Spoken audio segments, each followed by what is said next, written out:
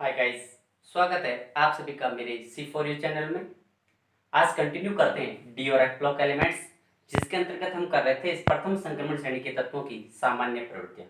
इनमें से कुछ प्रवृत्तियां हमने कर ली थी। आज हम एक इंपॉर्टेंट प्रवृत्ति और कर रहे हैं, जिसको हम कह रहे हैं ऑक्सीकरण अवस्था।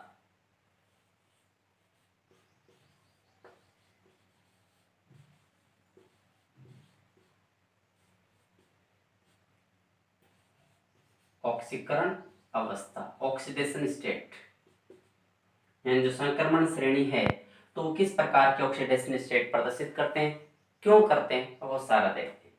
अब जो संक्रमण श्रेणियां हैं, जो संक्रमण कह सकते हैं तृतीय संक्रमण श्रेणी की बात कर रहे थे, क्योंकि यहाँ पे लिखा है हमने कि प्रथम संक्रमण यानी 3D जो संक्रमण श्रेणी है, इसके बाह्यतम जो कोश है उसमें क्या होते हैं, एक या दो इलेक्ट्रॉन होते हैं। बाह्यतम कोश है उसमें एक और दो इलेक्ट्रॉन होते हैं। इनके बावजूद ये क्या करते हैं, अनेक ऑक्सीकरण अवस्थाओं को क्या करते हैं, प्रदर्शित करते हैं। यानी कह सकते हैं कि जो संक्रमण श्रेणी है उसके बाह्यतम कोश में एक और दो इलेक्ट्रॉन होते हैं। इनके बावजूद ये क्या करते हैं, अनेक ऑक्सीकरण अवस्थाओं को क्या करते हैं, प्रदर्शित करते हैं। क्या करते हैं, प्रदर्शित करते हैं। जो 3D संक्रमण श्रेणी है उनका सामान्य इलेक्ट्रॉनिक विन्यास क्या होता है कि N-1 D 1 से 10 NS 1 से 2, ये क्या होता है, सामान्य इलेक्ट्रॉनिक विन्यास।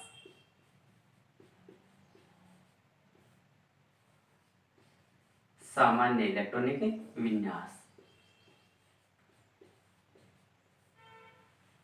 जो संक्रमण श्रेणियां हैं उनके अंतर्गत N-1D व NS, इन कक्षकों की ऊर्जा, इन कक्षकों की कह सकते हैं ऊर्जा में जो अंतर होता है वो क्या होता है, अल्प होता है। मतलब इनकी जो ऊर्जा है उनमें अंतर अल्प होता है। क्या होता है, अल्प होता है। इसलिए क्या करते हैं, एक से अधिक ऑक्सीकरण अवस्थाएं प्रदर्शित करते हैं। इसलिए क्या करते हैं, एक से अधिक प्रकार के ऑक्सीकरण अवस्थाओं को प्रदर्शित करते हैं। यानी इनकी ऊर्जा का जो मान है वो क्या होता है, कम होता है। दोनों के जो बीच में जो डिफरेंस है दोनों का NS और N-1D इलेक्ट्रॉन्स है, इनकी जो कक्षा ऊर्जा का अंतर क्या होता है, कम होता है। जिसके कारण से क्या हो सकते हैं, इलेक्ट्रॉन इसमें से निकलने बाद उसमें से N-1D कक्षा उसमें से भी बाहर निकाले जा सकते हैं। इसलिए इसकी ऑक्सीकरण अवस्थाएं क्या होती है, एक से अधिक प्रकार की ऑक्सीकरण अवस्थाएं होती है। अब हम देखते हैं जो 3D संक्रमण श्रेणी है उसके जो एलिमेंट्स है या जो तत्व हैं वो कौन कौन सी ऑक्सीकरण अवस्थाएं प्रदर्शित करते हैं। वो कौन कौन सी ऑक्सीकरण अवस्थाएं प्रदर्शित करते हैं, हम सारे तत्व लिखते हैं 10। हमें याद है 3D संक्रमण श्रेणी में कौन कौन से एलिमेंट्स होते हैं, तो याद है तो लिख सकते हैं। सबसे पहले कौन सा है, scandium, scandium, titanium, vanadium, chromium, manganese, iron, cobalt, निकल, कॉपर और जिंक। ये क्या हो गए, 10 एलिमेंट्स हो गए 3D संक्रमण श्रेणी के। क्या हो गए, 3D संक्रमण श्रेणी के 10 एलिमेंट्स। अब अपने को पता है कि इनके बाह्यतम कोश में कितने कितने इलेक्ट्रॉन्स है, 3D में कितने और 4s में कितने हैं। उनके इलेक्ट्रॉन्स को अपन लिख लेते हैं। उसके पश्चात हम इनकी देखते हैं कि उनकी ऑक्सीकरण अवस्थाएं कौन कौन सी हो सकती है। सीधा लिख सकते हैं, नहीं तो अपने आसान है इसलिए हम क्या कर सकते हैं, 3D 1 होता है और 4s 2 होता है। 3D 2, 4s 2, 3D 3, 4s 2। Chromium में क्या होता है, 3D 5, 4s 1, 3D 5। इसमें कितने हो गए, 7, यानी इसमें क्या जाएगा 2। इसमें क्या आएगा 3D 6, 4s 2, 3D 7, 4s 2, 3D 8, 4s 2, 3D 10,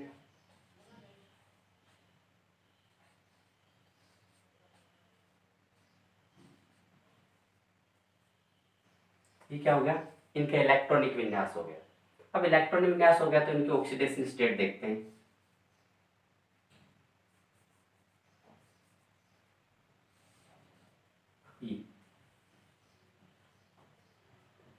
+2 +3, ये वाले +2 +3 +4, +2 +3 +4 +5, +1 +2 +3 +4 +5 +6, मैग्नीज +2 +3 +4 +5 +6 +7, आयरन +2 +3 +4 +5 +6, कोबाल्ट +2 +3 +4 +5 +2 +3 +4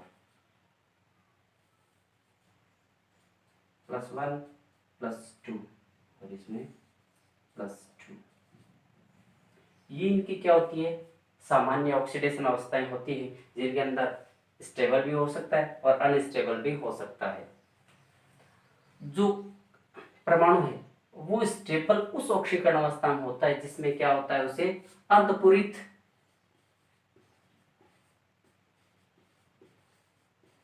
व पूर्णपूरित, अर्धपूरित व पूर्णपूरित विन्यास प्राप्त होता है, विन्यास प्राप्त होता है। यानी कोई भी जो परमाणु है उस ऑक्सीडेशन स्टेट में ज्यादा स्टेबल होगा जिसके अंदर उसका क्या हो जाए, अर्धपूरित विन्यास प्राप्त हो रहा है या पूर्णपूरित विन्यास प्राप्त हो रहा है, उसमें वो क्या होता है, ज्यादा स्टेबल होता है। अब देखते हैं कि ये जो इलेक्ट्रॉनिक विन्यास है और ये ऑक्सीडेशन स्टेट है, इनके आधार पर इसके कई लक्षण बताए जा सकते हैं। जैसे जो स्कैंडियम है, स्कैंडियम मोस्टली किस में रहता है, +3 में स्टेबल रहता है, हमेशा अपने वो स्कैंडियम किस में पाया जाता है, +3 में। और जिंक है वो हमेशा किस में पाया जाता है, +2 में पाया जाता है। +2 जिंक की और +3 किसकी, स्कैंडियम की होगी। और एक कह सकते हैं जो क्रोमियम, क्रोमियम +1 और कॉपर +1, इन दो एलिमेंट्स को छोड़कर बाकी सारे एलिमेंट्स क्या करते हैं, +2 ऑक्सीकरण अवस्था प्रदर्शित करते हैं। +1 कॉपर और क्रोमियम की छोड़ दें तो बाकी जितने भी एलिमेंट्स है वो सारे क्या करते हैं, +2 ऑक्सीडेशन स्टेट को क्या करते हैं, प्रदर्शित करते हैं, +2 ऑक्सीडेशन स्टेट को क्या करेंगे, प्रदर्शित करेंगे। अब हम कहते हैं कि संक्रमण श्रेणियों में, जो संक्रमण श्रेणी है, संक्रमण श्रेणी में बाएं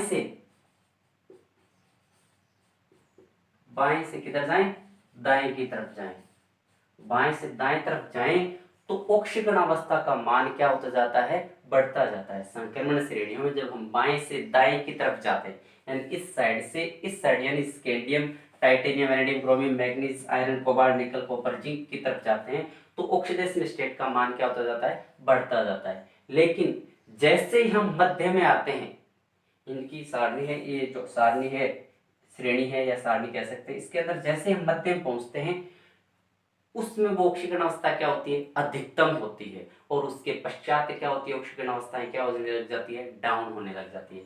जैसे हम इधर से गए, अपने बाएं से दाएं ये था, फिर आप एक बार यहाँ पे कह सकते हैं ऊपर से नीचे की तरफ बढ़ रहे हैं तो क्या हो रहा है, ऑक्सीकरण अवस्था में देखते हैं।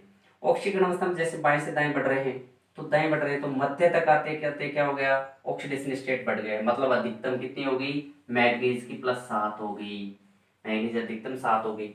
अब यहां तक ऑक्सीकरण अवस्थाएं बढ़ती है, कारण क्या है, अयुग्मित,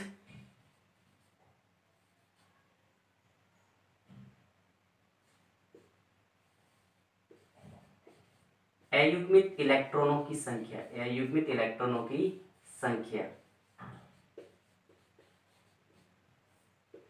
अयुग्मित इलेक्ट्रॉनों की संख्या क्या होती है, मैग्नीज तक बढ़ती जाती है। डी में अयुग्मित इलेक्ट्रॉन रहते हैं, D1 D2 D3 D4 D5 D6 या D5 तक रहते हैं। तो D5 यानी D5 विन्यास प्राप्त हो गया, यानी अयुग्मित इलेक्ट्रॉन कितने हो गए, 5 हो गए। तो उसमें मैग्नीज तक कितने आ गए, +7 ऑक्सीडेशन स्टेट आ गए। डी में 5 थे अयुग्मित इलेक्ट्रॉन। तो अब मैग्नीज के बाद जैसे ही और आगे दाएं तरफ बढ़ते हैं तो ऑक्सीडेशन स्टेट का मान क्या होता जाता है, कम होता जाता है। कारण क्या है, डी में जो अयुग्मित इलेक्ट्रॉन थे उनमें क्या होने लग गए, युग्मित इलेक्ट्रॉनों की संख्या धीरे धीरे क्या होने लग गई, बढ़ने लग गई। अयुग्मित इलेक्ट्रॉन संख्या क्या होने लग गई, कम, और युग्मित इलेक्ट्रॉन संख्या क्या हो गई, बढ़ने लग गई। इसलिए ऑक्सीडेशन स्टेट क्या हो जाती है, जैसे बाएं से दाएं तरफ जाते हैं मध्य तक बढ़ती है और मध्य के पश्चात उनकी ऑक्सीडेशन स्टेट क्या कह सकते हैं, कम होती जाती है। कारण क्या है, अयुग्मित इलेक्ट्रॉनों की संख्या में कमी होना। ये बात आई। आगे देखते हैं, जो संक्रमण तत्व हैं, जो संक्रमण तत्व हैं वो आयनिक और सहसंयोजक दोनों प्रकार के ही यौगिक बनाते हैं। जो संक्रमण तत्व हैं वो क्या करते हैं, आयनिक और सहसंयोजक दोनों प्रकार के ही बंध बनाते हैं।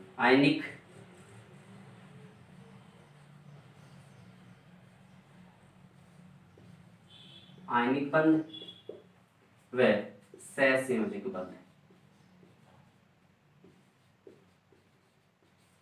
सहसंयोजक बंध दोनों प्रकार के बंधों का क्या करते हैं, निर्माण करते हैं, संक्रमण तत्व है। अब कब आयनिक बंध बनाएंगे और कब सहसंयोजक बंध बनाएंगे इसे देखते हैं।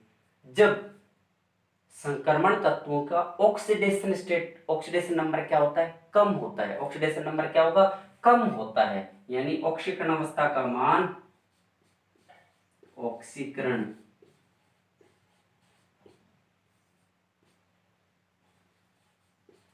अवस्था कम,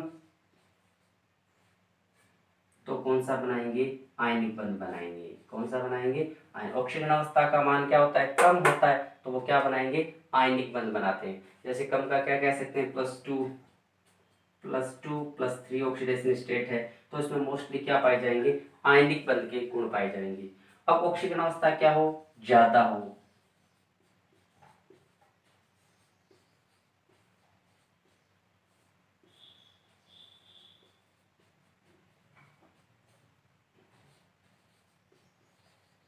ऑक्सीकरण अवस्था क्या हो, ज्यादा हो, यानी कह सकते हैं +4 +5 +6 +7 ये ऑक्सीकरण अवस्थाएं होती है।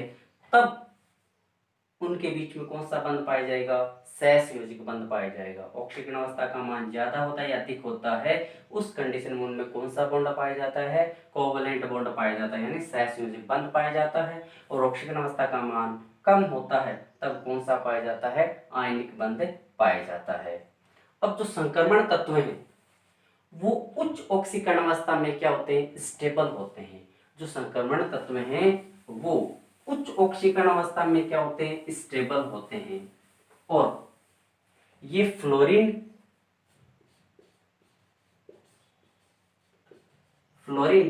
और ऑक्सीजन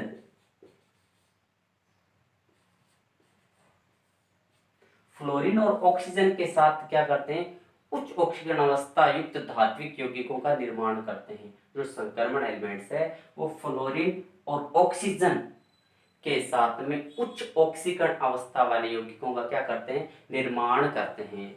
और ये उच्च ऑक्सीकरण अवस्था में क्या होते हैं, स्टेबल होते हैं। अब इन दोनों के साथ ही उच्च ऑक्सीकरण अवस्था का निर्माण करते हैं, क्यों, कारण क्या है, आकार क्या होता है इनका, छोटा, आकार क्या होता है, छोटा, और विद्युत ऋणता क्या होती है, ज्यादा होती है। विद्युत ऋणता क्या होती है, अधिक कह सकते हैं या ज्यादा कह सकते हैं, हाई कह सकते हैं। इनकी विद्युत ऋणता क्या होती है, ज्यादा। इसके कारण, दो कारणों के से जो फ्लोरीन और ऑक्सीजन है उनके साथ जो संक्रमण एलिमेंट्स है वो क्या बनाते हैं, उच्च ऑक्सीकरण अवस्था वाले कंपाउंड्स का क्या करते हैं, निर्माण करते हैं। ये क्वेश्चंस पूछे जाते हैं जो मैं बता रहा हूँ, ये क्वेश्चंस क्या होते हैं एग्जाम में पूछे जाते हैं कि क्या कारण है कि जो संक्रमण एलिमेंट्स है फ्लोरीन और ऑक्सीजन के साथ ही उच्च ऑक्सीकरण अवस्था वाले यौगिकों का या कंपाउंड्स का निर्माण करते हैं। तो कारण क्या हो गया, आकार उनका दोनों का क्या होता है, छोटा, और इनकी विद्युतता का मान क्या होता है, ज्यादा होता है, इसलिए। अब जो संक्रमण धातुएं हैं उनके जो ऑक्साइड है वो अम्लीय, उभयधर्मी और क्षारीय तीनों प्रकार के बनाते हैं। जो संक्रमण तत्व हैं वे उनके ऑक्साइड्स है वो क्या होते हैं, क्षारीय भी होते हैं, उभयधर्मी भी होते हैं और अम्लीय भी होते हैं। जब संक्रमण तत्वों की ऑक्सीकरण अवस्था का मान क्या होता है, कम होता है, क्या होता है, कम होता है। कम ऑक्सीकरण अवस्था का मान क्या कह सकते हैं, ऑक्सीकरण ऑक्सीकरण अवस्था का मान कम, तब वो क्या करते हैं, क्षारीय ऑक्साइड का निर्माण करते हैं। क्या करते हैं, क्षारीय ऑक्साइडों का क्या करते हैं, निर्माण करते हैं। क्षारीय ऑक्साइड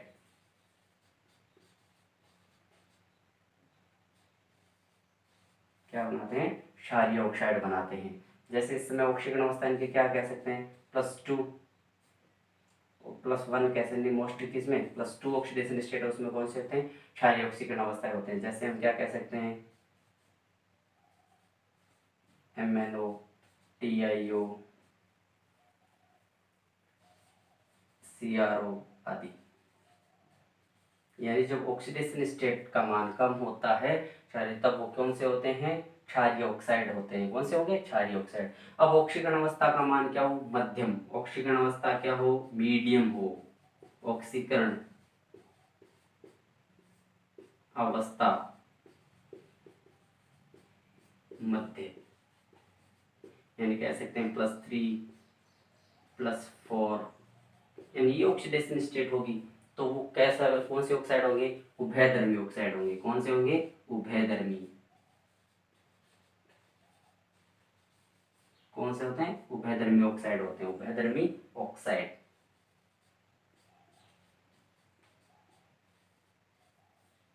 जैसे कह सकते हैं Mn2O3 Cr2O3 आदि कह सकते हैं।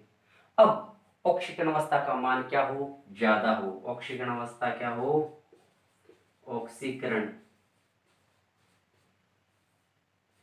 अवस्था क्या हो, अधिक,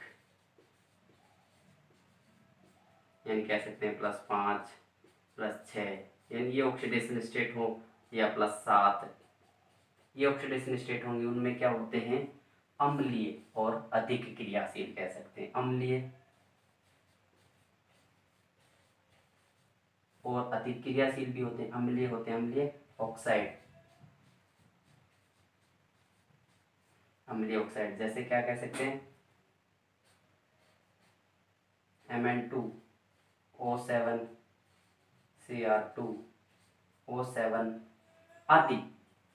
इन इस प्रकार से कह सकते हैं जब संक्रमण तत्वों की ऑक्सीकरण अवस्था क्या ऑक्साइडों में कम होती है तब वो कौन से होंगे, क्षारीय ऑक्साइड। जब ऑक्सीकरण अवस्था का मान क्या होता है, मध्यम मीडियम होता है, तब वो कौन से ऑक्साइड बनाते हैं, उभयधर्मी ऑक्साइड बनाते हैं। जब ऑक्सीकरण अवस्था क्या हो, अधिक हो, 5 6 7 यदि पाई जाती है तो वो कौन सा ऑक्साइड होगा, अम्लीय। यानी इसके आधार पर हम बता सकते हैं जब संक्रमण एलिमेंट्स की यदि ऑक्सीडेशन स्टेट ज्यादा आती है इसका मतलब वो कौन सा होगा, अम्लीय होगा। और जब संक्रमण अवस्था यानी जो कह सकते हैं ऑक्सीकरण अवस्था का मान क्या है संक्रमण तत्वों का, मध्यम आए, तब वो कौन सा होगा, उभयधर्मी। और यदि उनके ऑक्सीकरण अवस्था का मान क्या है, कम आए, तो वो कौन से होंगे, क्षारीय प्रकृति के होंगे। कौन से होंगे, क्षारीय प्रकृति के होंगे। और कुछ जो संक्रमण एलिमेंट्स है वो क्या करते हैं, शून्य ऑक्सीकरण अवस्था वाले यौगिकों का भी निर्माण करते हैं। यानी जो संक्रमण एलिमेंट्स है वो क्या करते हैं, शून्य ऑक्सीकरण अवस्था वाले यौगिकों का भी निर्माण करते हैं। जैसे NiCO4, इस कंपाउंड के अंदर जो निकल है उसकी ऑक्सीकरण अवस्था कितनी होती है, 0 होती है। CO क्या है, कार्बोनिल। कार्बोनिल इसका ये क्या होता है, एक उदासीन होता है लिगेंड, उदासीन लिगेंड इसका 0 हो गया तो इसका मतलब निकल का कितना आ गया, 0 ऑक्सीकरण अवस्था आ गया। या हम क्या कह सकते हैं, जैसे CO का होल 6 है कोबाल्ट वाला, इसका भी कितना आएगा, 0 आता है। और MnCO का होल 5, इसमें भी जो संक्रमण एलिमेंट्स है ये तीनों, इन संक्रमण एलिमेंट्स का क्या है, ऑक्सीकरण अवस्था कितनी पाई जा रही है, 0 पाई जाती है। तो इस प्रकार से जो संक्रमण श्रेणी की जो तत्व हैं उनमें ऑक्सीकरण अवस्था से रिलेटेड कार्य है कि किन में ऑक्सीकरण अवस्था का मान ज्यादा होगा तो क्या होगा, अधिक होगा तो क्या होगा, कम होगा तो क्या होगा, इस प्रकार से वो सारी क्रियाएं करते हैं। आज के लेक्चर में बस इतना ही। अगला जो लेक्चर होगा उसमें एक प्रवृत्ति, जो लास्ट प्रवृत्ति रहेगी अपने चुंबक के गुण, वो लास्ट प्रवृत्ति करेंगे अगले वीडियो के अंदर। तो इसी आशा के साथ जय हिंद जय भारत।